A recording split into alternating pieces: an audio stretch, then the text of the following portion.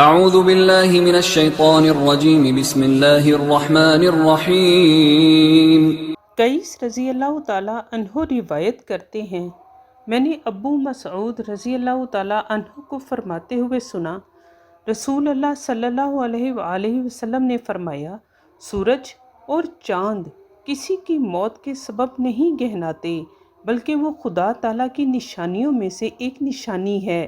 جب تم گہن دیکھو تو نماز پڑھو۔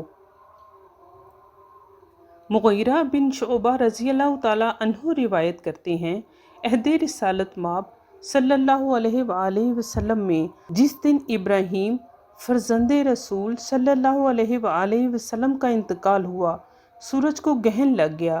لوگوں نے کہا یہ ابراہیم کے انتقال کی وجہ سے ہے، تو رسول اللہ صلی اللہ علیہ وآلہ وسلم نے ارشاد فرمایا، سورج اور چاند کسی کی موت و حیات کی وجہ سے نہیں گہناتے۔ جب تم اسے دیکھو تو نماز پڑھو اور اللہ تعالیٰ سے دعا کرو۔